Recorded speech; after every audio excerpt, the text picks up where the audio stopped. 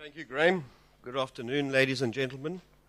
I hope that there's not too much glare from my forehead from that light.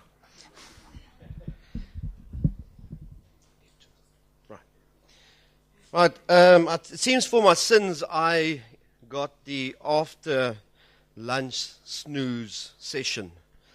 But luckily for you, I've got a very adrenaline rushing, riveting, exciting subject, and that will keep you at obviously at the ends of your chairs.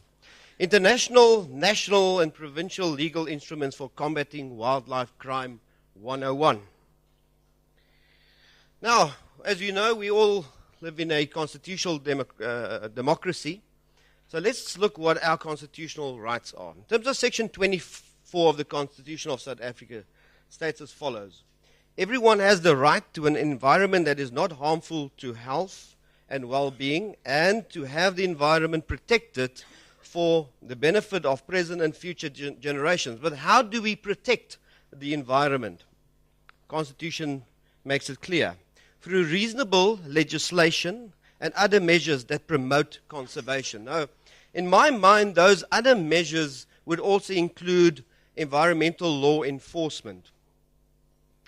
Ladies and gentlemen, I cannot overstress how important environmental law is as a tool in combating environmental crime. But very important, and sometimes quite often, I'm surprised to see how little environmental law enforcement officers actually know of environmental law. And that is, in fact, one of our main weapons in our arsenal in the fight against environmental crime. We need to know, firstly, what weapons do we have? When do we use these weapons? And if we know that, how do we use those weapons? And I hope in this riveting session I would make this a bit clearer. Right. Firstly, the 3 levels of legislation. I'm just going to run through this. International law, that's usually treaties, conventions, agreements. We all know of the CITES convention. Then we've got national legislation, which we would also refer to as local or domestic legislation, which is binding on the whole country, so all the provinces within a country. Then lastly, our provincial legislation. Usually that is in the form of ordinance or regulations, which is only applicable in the particular province. For example, there we've got the KZN Nature Conservation Ordinance of 1974, ancient. Right, let's have a closer look at international legislation. As I said earlier, that is usually international treaties, conventions, agreements, which countries enters into, and that's called, they become signatories to a particular agreement, treaty, or convention. Now, just a few examples of those, and South Africa is signatories to all those conventions. CITES, the well-known and very applicable Convention to Biodiversity, Convention on Fishing and Conservation of Living Resources, and the National Plant Protection Convention. And there is so many of these conventions and agreements, so if you have time, go and Google it, and you'll be surprised how many conventions we actually signed off. Very important. These conventions are just what they say they are. They are mere agreements between 2 states, 2 governments. And they have no legal force unless, big word, they are ratified into local government. Now, ratified, you really don't need 7 years of legal studies to understand it. It simply means they must be made to be part of our national legislation, incorporated in our local or domestic law. Now, let's quickly stand still with the most appropriate one, the CITES, Convention on International Trade in Endangered Species of Wild Fauna and Flora. This is a multilateral treaty, and it came in force on the 1st of July of 1973. I think South Africa actually signed it in somewhere 1976, around there. The aim of this convention is to ensure that the international trade in wild animals and plants does not threaten the survival of the species in the wild. Now, very important, each party had to adopt its own domestic legislation to give effect to and implement CITES at the national level. You remember that big word, ratification. Now, this is where the alarming thing comes in. Taking into account that this treaty came in force, or the convention came in force on the 1st of July of 1973, it took South Africa almost 50 years to ratify this convention? Well, I suppose rather late than never. On the 5th of March of 2010, the long word, National Environmental Management Biodiversity Act Convention on International Trade in Endangered Species Regulations came into force. In short, the CITES regulations. And now, long and behold, we have some regulations that regulates the permit procedures and conditions and provides for criminal sanction for non-compliance. Remember, without ratification, we are in fact a dog with no teeth. Now, these regulations has actually given South Africa teeth in which we can bite, with which we can bite. Section 16 of the regulations now makes it an offence to import or export CITES species without the appropriate permits. It also is now an offence to possess CITES species which were not legally acquired. And look at the length of our teeth. 5 million rand or 5 years imprisonment for a first offender, 10 million rand or 10 years imprisonment for a second offender, and in addition thereto, plus a lifetime ban from obtaining permits.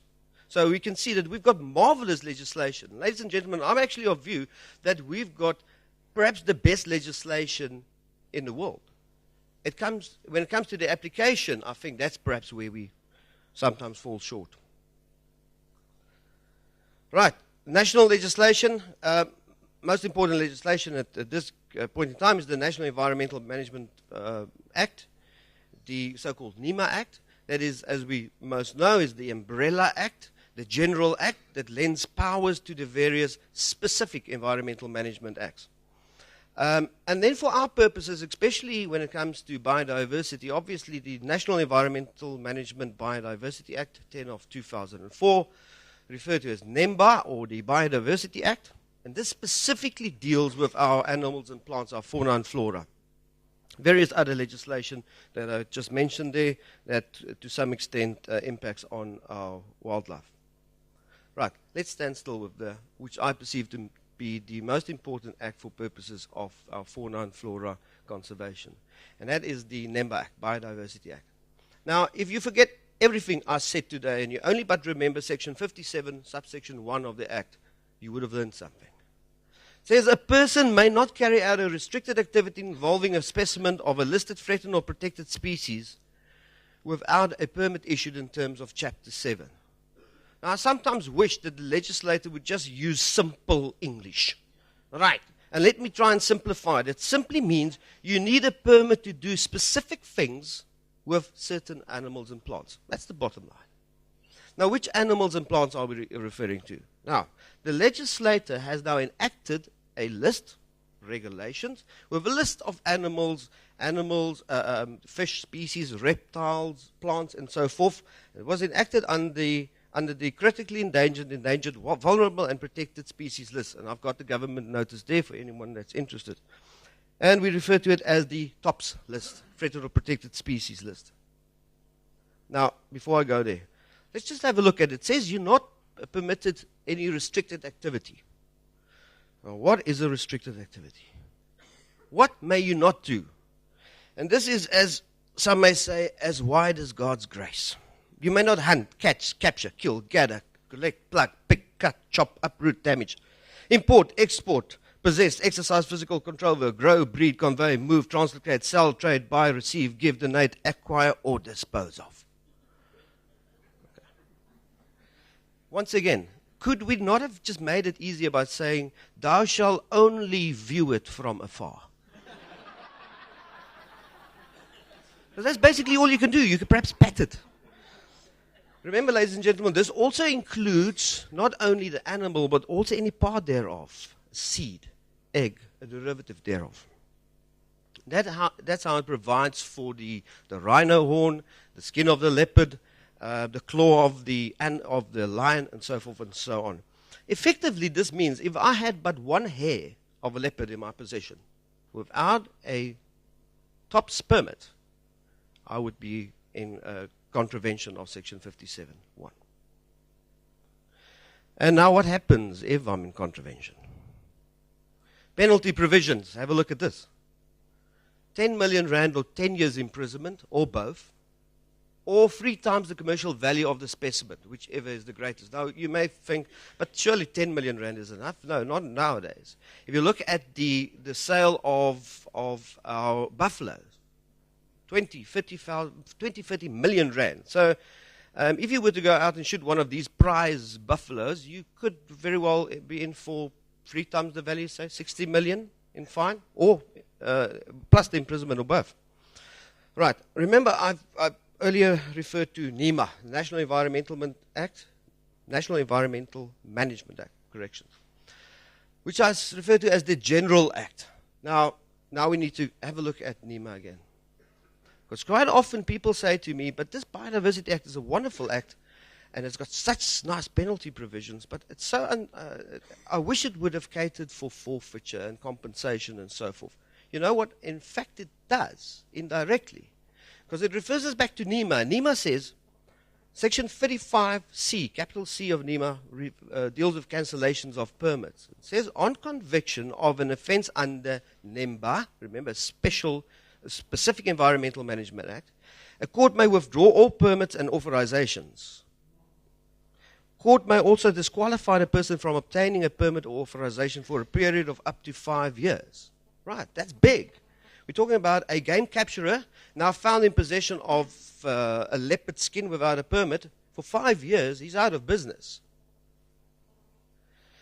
Section 34D of NEMA deals with forfeiture. It says a court may declare any item used for the purpose of or in connection with the commission of the offence forfeited to the state. This may then also include let's take an example with our rhino hunting, the weapons used, the vehicles used to go to and from the scene, the chopper to spot the rhino in the field. All of that can be forfeited, over and above the 10 million rand fine. Compensation orders. This is a nice one. Section 35 NEMA says a convicted accused may be kept liable for loss or damage to an organ of state or other persons, including the cost of rehabilitation or prevention of further damage to the environment. And this is the one I particularly like. Can also be ordered to pay the cost incurred by the public prosecutor. Mwah. Right? And an organ of state concerned with the investigation. You know, with the salaries we're getting, he's really not going to be in for a big loss. But anyway. Right. And then you only just need to know about the fact that there's also further regulations in terms of NEMA. One of them, the Threatened and Protected Species Regulations, that's more specific in respect of certain offences, which are listed there. Provincial legislation, I'm just going to touch on this. Every province has its own set of legislation. These are ancient law. KZN, the conservation, the ordinance of 74, Gauteng, 74. And remember that this provincial legislation has no application of force outside of the province.